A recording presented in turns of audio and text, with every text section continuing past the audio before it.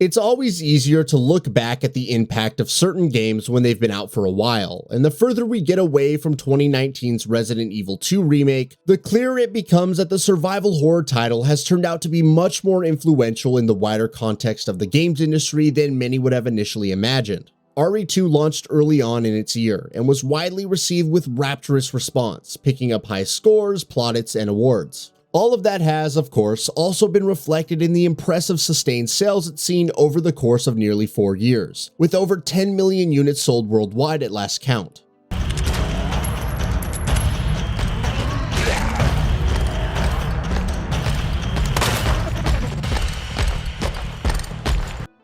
That's impressive in and of itself, but look beyond that at companies other than Capcom, and it quickly becomes apparent that Resident Evil 2's success has been noted by many, and many in turn have taken steps in hopes of replicating its success. That's happened in a number of ways, some more subtle than others, but the most obvious one, of course, is the resurgence of the horror genre.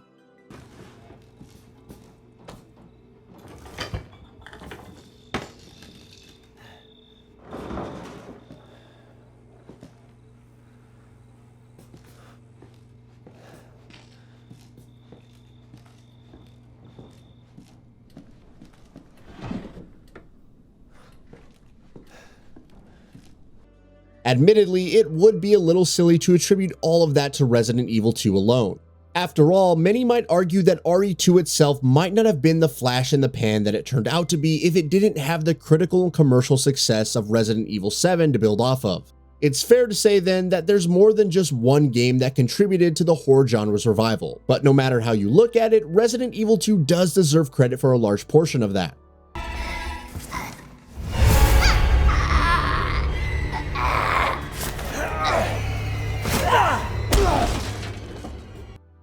Even a cursory glance at gaming right now will tell you just how much the industry at large has been encouraged by the massive success of Resident Evil 2 and other Resident Evil installments. Until not that long ago, most developers and publishers strongly believed that there was no longer a market for horror games out there, that large-scale, big-budget AAA horror games would never be able to sell enough to turn a respectable profit. For all intents and purposes, for a good few years, that genre was dead and buried. Now, the picture looks completely different. Similarly, another particular category of games that has seen quite a boost following Resident Evil 2's launch is, of course, remakes. Of course, unlike horror games, remakes have always been and will always be hugely popular, so it's not like we weren't getting any good remakes of beloved games before 2019. Then again, in the wake of the success that RE2 has enjoyed, developers and publishers' eyes have been open to new possibilities. Revivals of IPs and remakes and reimaginings of older games have become more frequent than ever, which is saying something. Incidentally, a great deal of those remakes and reboots are horror games, and this is where the influence of Resident Evil 2 intersects and is at its strongest. There's no shortage of upcoming games where you can see an abundance of inspiration from Capcom's survival horror title in some form or the other. Take Dead Space, for example, a franchise that was unequivocally dead, with little hope of ever seeing the light of day again, not least because EA owns it. But RE2 managed to turn even EA's head, while the success of the single-player-only Star Wars Jedi Fallen Order was also obviously a factor. And now we're getting a ground-up remake of Dead Space that is hoping to revive the franchise much like RE has managed to do over the last half-decade.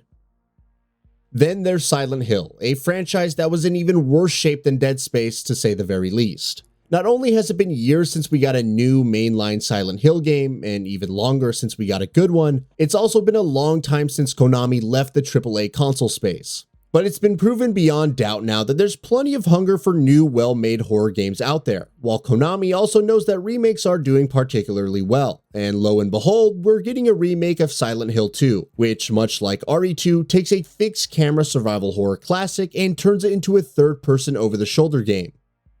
Another major horror franchise that's been on ice for years and is finally making a grand return is Alone in the Dark. So long had this long-running series been slumbering, many had given up hope that it would ever come back. THQ Nordic is, of course, a company that has a knack for diving into its massive catalog of accrued properties and bringing them back into the limelight. And Alone in the Dark, interestingly enough, is doing that with an over-the-shoulder third-person reboot that evokes Resident Evil 2 quite strongly.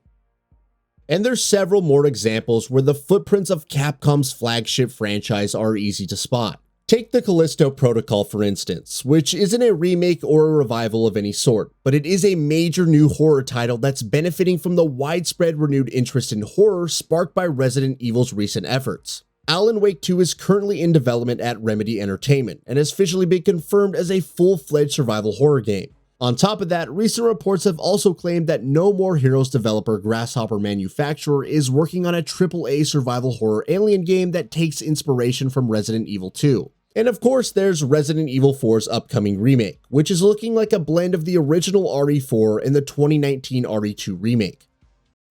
Would it be accurate to say that none of these games would exist if not for RE2? Obviously not. It's worth mentioning again that RE2 is far from the only thing responsible for this wave of remakes and horror games, but there's also no doubting that it has had a huge hand in it nonetheless. Capcom made an incredible game that received nearly unanimous acclaim, and for nearly 4 years since then, Resident Evil 2 has steadily kept on adding numbers to its lifetime sales. On more than a few occasions, major publishers and developers have talked about how horror games are dead, or how single-player experiences no longer have a market. That Resident Evil 2, a single-player survival horror remake, has seen the kind of critical and commercial success it has seen has been a wake-up call for many of those publishers and developers. And the results of the internal changes they've made to achieve similar success with their own efforts are clear to see.